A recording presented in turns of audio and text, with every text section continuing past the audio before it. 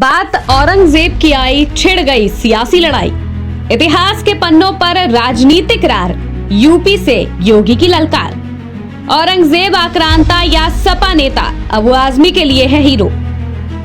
500 साल बाद कैसे जिंदा हो गया औरंगजेब? किसी के लिए एक क्रूर बादशाह तो किसी के लिए औरंगजेब बना इतिहास पुरुष। औरंगजेब का गुणगान करने वालों को यूपी सीएम योगी ने दिया इलाज का न्योता।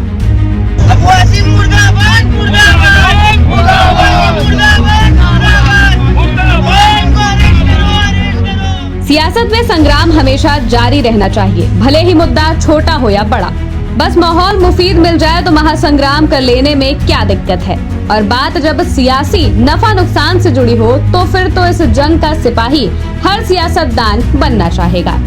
जैसे इस वक्त देश भर में 500 साल पुराने मुगल शासक औरंगजेब को लेकर हो हल्ला मचा हुआ है। भले ही आज के जमाने में औरंगजेब पर चर्चा का कोई औचित्य न हो, लेकिन सियासत के सांचे में औरंगजेब को आक्रांता और हीरो का आकार दिया जा रहा है, जिसमें हर सियासी चेहरे अपने अपने श्रमदान में जुटे हुए हैं। कौन औरंगजेब को इतिहास का पोस्टर बॉय साबित कर ले जाए और कौन उसे इतिहास का सबसे क्रूर और अत्याचारी आक्रांता साबित कर ले जाए, सियासी गलियारों में इसी की होड़ लगी है। देश में कई दिनों से सियासत पूरी तरह खामोश थी। शायद महाकुंभ के लंबे आयोजन के बाद कुछ दिन तक आराम कक्ष में चली गई थी। लग रहा था कि अब धर्म और सांप्रदायिक तासीर कुछ दिनों तक ठंडी रहेगी। सत्ता पक्ष हो या विपक्ष, अब कुछ दिनों तक जनता के वास्तविक मुद्दों पर सरोकार होगा।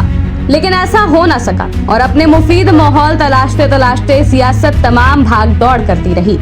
अंततः बात फिर से वहीं आकर टिक गई, जहां के बाद जनता के असल जरूरतों की तरफ झांकने की आवश्यकता ही नहीं पड़ती। ले देकर सभी मुद्दे धर्म, संप्रदाय और इतिहास की धुरी पर घूमने लगते हैं। महाराष्ट्र में औरंगजेब को लेकर उठी सियासी चिंगारी तेज चलती फगुआ हवाओं के साथ पूरे देश में बह रही है। अबू आजमी ने तो सिर्फ औरंगजेब का महिमा मंडन किया था। सोचा था कि अभिव्यक्ति की आजादी का कुछ फायदा ही उठा लिया जाए। उन्हें क्या पता था कि इसके बाद देश भर में राजनीतिक बवंडर मचने वाला है। अबू आजमी ने औरंगजेब को लेकर बयान दिया तो महाराष्ट्र से लेकर दिल्ली और देश के दूसरे राज्यों तक कोहराम मच गया।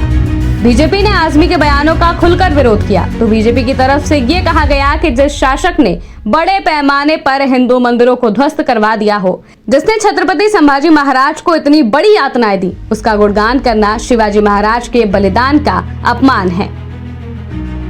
औरंगजेब को लेकर बवाल महाराष्ट्र से शुरू हुआ तो इसकी आंच यूपी तक भी पहुंची। यूपी सदन में सीएम योगी ने विपक्षी दल समाजवादी पार्टी को तगड़े से निशाने पर लिया। सीएम योगी ने महाकुंभ के भव्य आयोजन की प्रशंसा करते हुए सपा को आड़े हाथों लिया। साथ ये भी कहा कि ऐसे लोगों को यूपी भेज दीजिए, यहाँ अच्छे से इलाज होता है। उस कमबख्त को निकालो पार्टी से और उसको एक बार यूपी भेज दीजिए, बाकी उपचार हम अपने आप करवा लेंगे। जो व्यक्ति छत्रपति शिवाजी महाराज की परंपरा पर गौरव की अनुभूति करने की बजाय लज्जा महसूस कर रहा हो और औरंगजेब को अपना नायक मान रहा हो, क्या उसको भारत के अंदर रहने का अधिकार होना चाहिए क्या?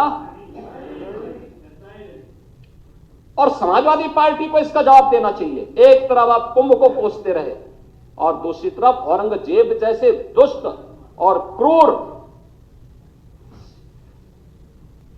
धर्मान मंदिरों को तोड़ने वाले व्यक्ति को, भारत की आस्था को निर्ममता के साथ रौंदने का कार्य करने वाले व्यक्ति को महिमा मंडन करते हो।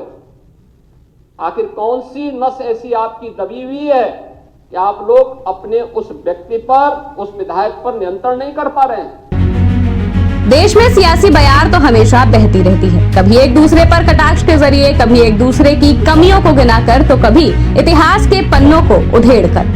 अबू आजमी देश की शांत सियासी तपिश में औरंगजेब को उतार कर पारा हाई किया है। उनके समर्थन में कांग्रेस भी उतर आई। कांग्रेस की तरफ से अबू आजमी के बयानों का समर्थन किया गया। इसके बाद तो बीजेपी की तरफ से इसका पुरजोर विरोध शुरू हो गया। महाराष्ट्र में अबू आजमी को सदन से निलंबित करने की मांग की गई। महाराष्ट्र सरकार में मंत्री चंद्रकांत पाटिल ने विधानसभा सत्र से अबू आजमी को सस्पेंड करने के लिए प्रस्ताव पेश किया। आजमी को निलंबित भी कर दिया गया। हालांकि देश भर में बढ़ते विरोध के बाद अबू आजमी ने इस बयान के लिए माफी भी मांग ली। हालांकि इस माफी के बाद भी देश में नए सियासी बवाल की नींव पड़ गई है। साथ ही इस मुद्दे पर बड़ी बहस होने वाली है। इस बहस में सत्ता पक्ष भी शामिल रहेगा और विपक्ष भी। डेस्क रिपोर्ट, आज की खबर।